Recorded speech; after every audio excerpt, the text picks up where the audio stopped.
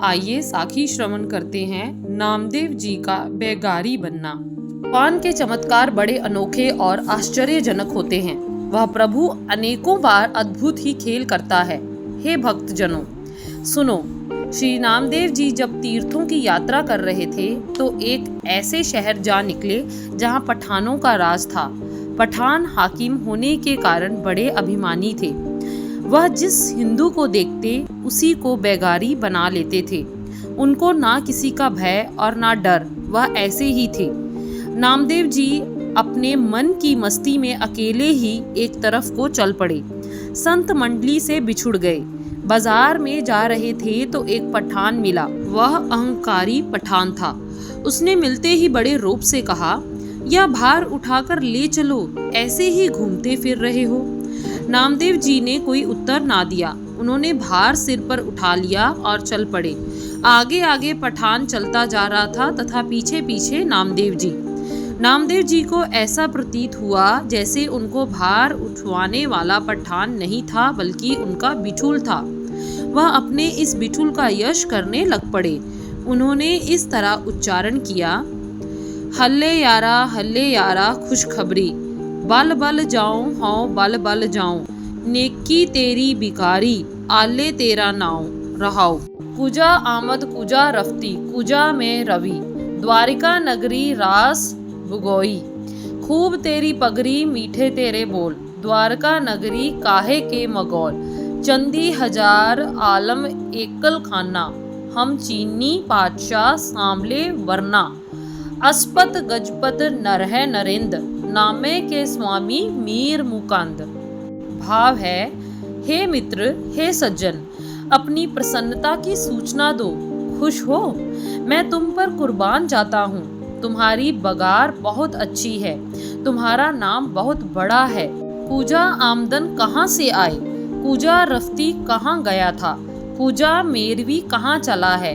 यह द्वारिका नगरी है। यहाँ सत्य बताना मुगल गालियाँ निकाल रहा था। नामदेव जी उसको कहते हैं, तुम्हारी पगड़ी कितनी सुंदर है, तुम्हारे बोल मीठे हैं। द्वारिका में मुगल कहाँ? तुम तो हरि के रूप हो। तुम अश्वपति घोड़ों के मालिक सूर्य हो। तुम ही गजपत हाथियों के मालिक इंद्र हो। नरह नरिंद मनुष्य के राजा ब्रह्मा तथा तुम मेरे सरदार मुकंद मुक्ति देने वाले हो। आगे साखी है, सूखे कुएं में पानी। पंजाब के तीर्थों की यात्रा करके भक्त मंडली के पीछे मुड़ना था। इनकी सलाह हुई कि देश के रेतीले हिस्से द्वारा वापस मुड़ा जाए ताकि इस इलाके के जीवों में भी हरि नाम का प्रचार किया जाए। चलते चलते संत मंडली बीकानेर में पहुंची। राजपूताने में से होकर इनको अजमेर जाना था। बीकानेर में कैलावत जी स्नान कर पहुंचे तो इनको प्यास लगी, पर रेत के मरुथलों में पानी कहीं नहीं था। सूरज के ताप से आकाश, वायुमंडल तथा धरती एक जलती हुई भट्टी बने हुए थे। सारी संत मंडली प्यास से मरने लगी। योग के बल से ज्ञानेश्वर ने देखा कि 200 गज पर कुआं तो है पर उसका पानी सूखा हुआ है। उसने संत मंडली को कहा कि भगवान का सहारा लेकर थोड़ा रास्ता और तय करो, फिर शायद जल मिल जाए। उन साधुओं ने हौसला किया और प्रभु का सिमरन करते हुए सूखे कुएं के पास पहुंच गए। कुआं खंडहर हो चुका था, सारा पूरकर फिर घास उगा हुआ था। ज्ञानेश्वर ने कहा, प्रभु के प्रेमियों, मैं बर्तन लेकर नीचे जाता हूँ और जल लेकर लौटता हूँ। संतों को जल चाहिए था। उन्होंने अनुमति देते ढील न की। ज्ञानेश्वर जी कर मंडल लेकर नीचे गए। योग विद्या के बल पर धरती पर पहुँचे व जल आद पीकर संतों के लिए कर मंडल भरकर ले आए। सारे संतों ने पानी पीकर अपनी प्यास बुझाई। जब नामदेव जी को पानी पीने के लिए आग्रह किया तो भक्त जी ने उत्तर दिया, मेरी रक्षा मेरा बिठूल करता है। यदि उसे मेरी आवश्यकता है तो इस कुएं में से पानी ऊपर करेगा, नहीं तो पानी नहीं पीना, मृत्यु स्वीकार है। यह कहकर भक्त जी कुएं के किनारे रोष पूर्वक बैठ गए। बिठूल का नाम जपना शुरू कर दिया। कुछ आधे घंटे के बाद कड़क हुई। संतों ने कुएं में झांक कर देखा कि मिट्टी का घड़ा जो कुएं में बंधा हुआ था वह अपने आप टूट गया। धीरे धीरे सारी मिट्टी लुप्त हो गई।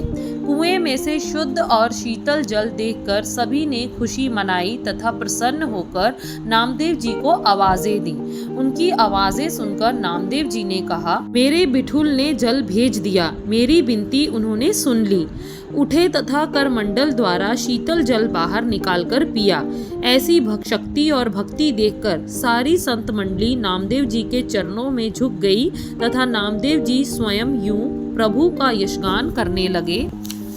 मोह लागती ताला बेली, बशरे बिन गाई अकेली, पानिया बिन मीन तलफे, ऐसे राम नामा बिन बापरो नामा रहाओ।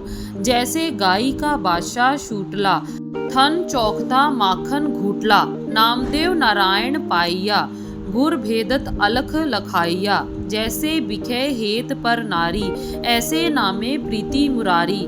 जैसे तापते निर्मल घामा, तैसे राम नामा बिन बापरो नामा। अगली साखी बिठुल जी के चरणों में जल्द ही आप सबको श्रवण करवाएंगे।